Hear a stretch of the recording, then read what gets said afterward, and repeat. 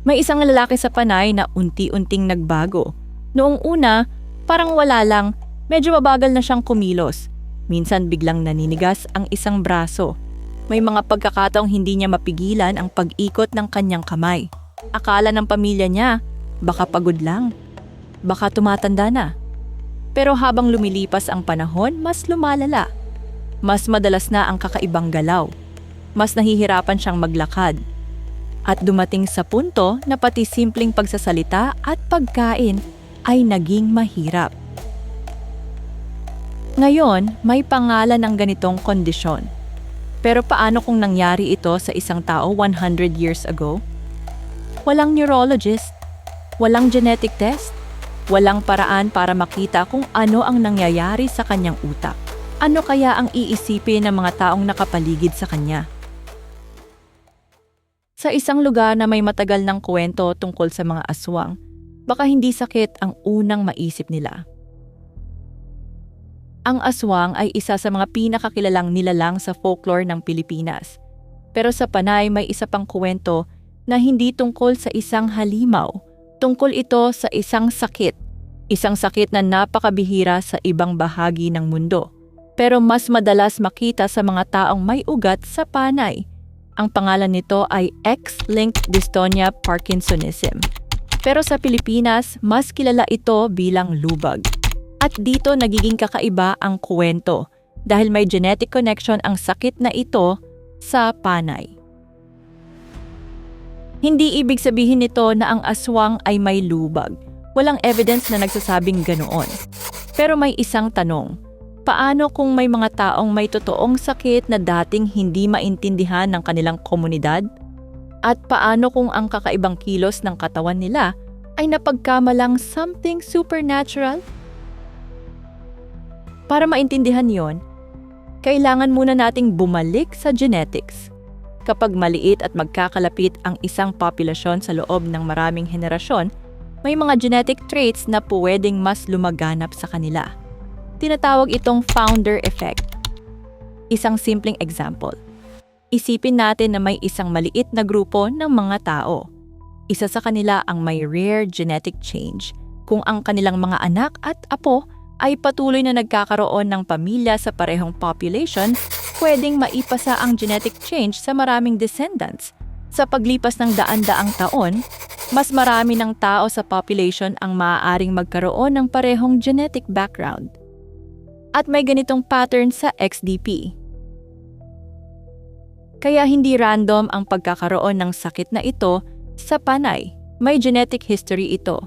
At nang pag-aralan ng mga researchers ang mga pamilya ng mga pasyente, may napansin silang kakaibang pattern. Marami sa mga apektado ay lalaki. May mga pamilya kung saan higit sa isang lalaki ang nagkaroon ng parehong kondisyon. At kapag sinundan ng family history, paulit-ulit na bumabalik ang koneksyon sa Panay. Pero ano ba ang itsura ng sakit? Dito nagiging mas mahirap ang kwento. Dahil hindi naman agad nagigising ang isang tao isang araw na parang ibang tao na siya. Madalas nagsisimula ito ng dahan-dahan. Isang kakaibang galaw, isang kamay na hindi makontrol, isang paa na biglang naninigas, isang leeg na kusang kumikiling. At habang lumalala ang kondisyon, pwedeng kumalat ang problema sa iba pang bahagi ng katawan. Sa paglipas ng panahon, maaari ring magkaroon ng Parkinsonism. Mas mabagal ang galaw, mas matigas ang katawan, mas mahirap panatilihin ang balance. Ngayon, alam na natin kung ano ang tawag dito. Pero isipin natin ang isang pamilya noon. Nakikita nilang nagbabago ang kilos ng kanilang kamag-anak. Hindi nila alam kung bakit. Hindi nila alam kung gagaling pa. At wala silang paraan para malaman kung namamana ba ito. Ang nakikita lang nila, may isang taong dating normal, tapos unti-unting nagiging iba. At dito pumapasok ang folklore. Kapag may nangyayaring hindi natin maintindihan, natural sa tao na maghanap ng dahilan. Minsan ang dahilan ay sakit, minsan aksidente, minsan malas. At sa isang komunidad na may matagal ng paniniwala tungkol sa mga nilalang sa gabi, pwedeng maging supernatural ang explanation. Hindi dahil gusto nilang gumawa ng kwento, kundi dahil iyon ang paraan na mayroon sila para ipaliwanag ang isang bagay na hindi nila maintindihan. Pero may isang problema. Hindi pwedeng sabihin na ang lubag ang dahilan kung bakit may kwento tungkol sa aswang. Wala tayong sapat na historical evidence para sabihin iyon. Mas matanda at mas malawak ang mga kwento tungkol sa aswang at iba-iba rin ang mga version nito sa iba't ibang bahagi ng Pilipinas. Kaya hindi sapat ang isang medical condition para ipaliwanag ang buong folklore, pero pwedeng may mas maliit na connection.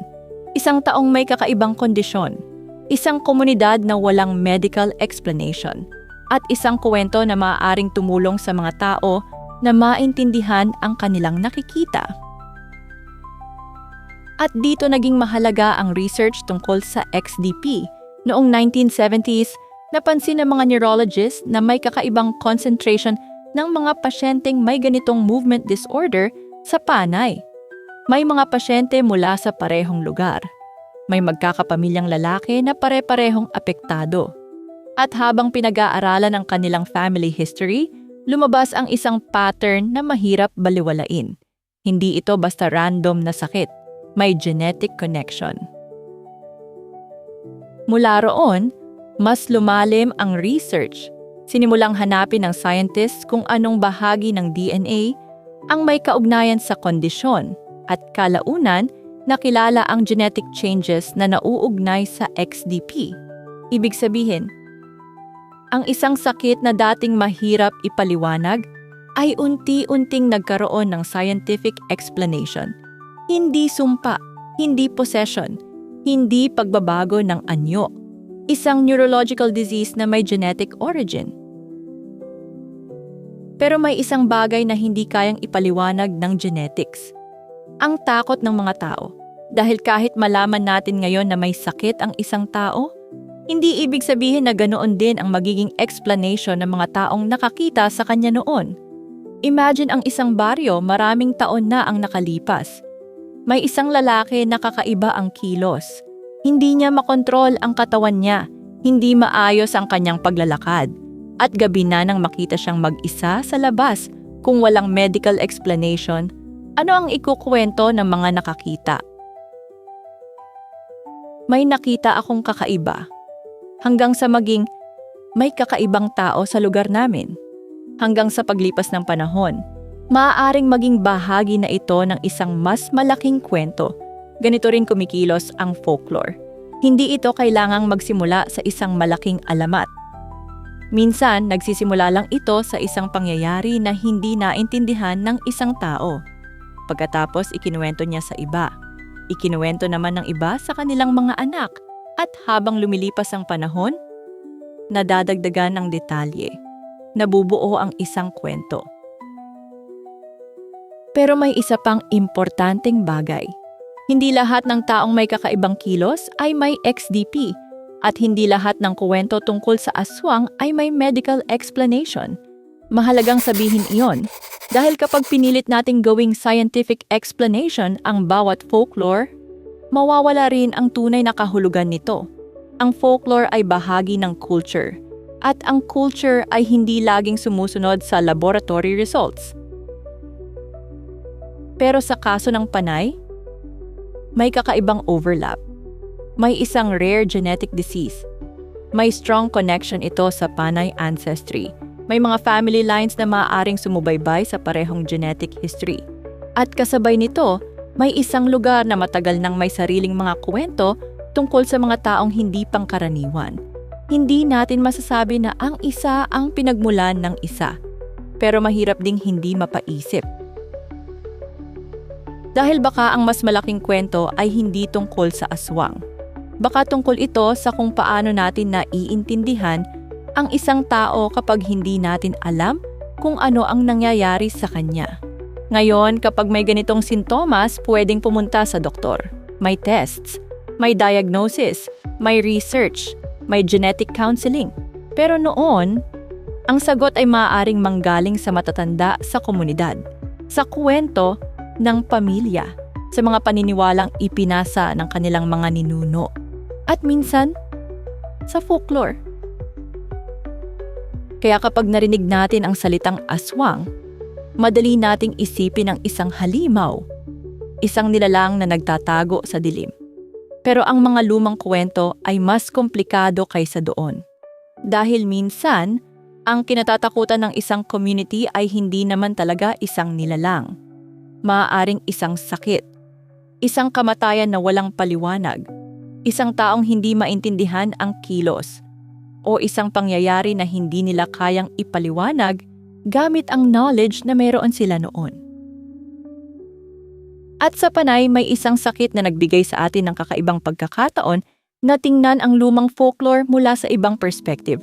Hindi para patunayan ang aswang, hindi rin para sabihin na mali ang mga taong naniwala rito, kundi para makita kung ano ang nangyayari kapag ang science at folklore ay tumitingin sa parehong mystery, pero magkaiba ang language na ginagamit nila.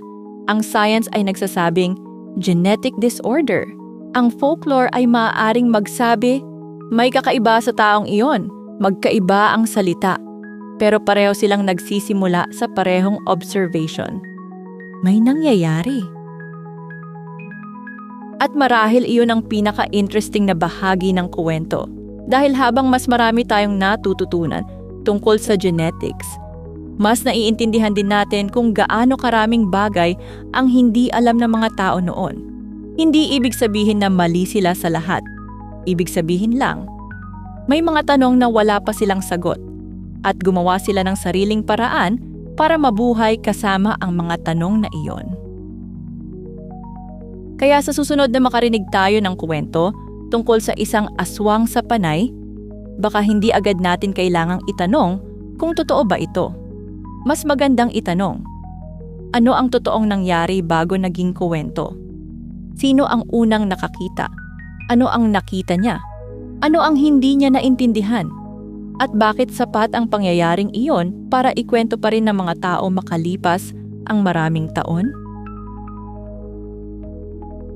Dahil baka ang tunay na mystery, hindi kung may aswang ba talaga, kundi kung paano ang isang totoong pangyayari sa buhay ng isang tao ay maaaring maging isang kwento na ipinapasa ng isang buong komunidad.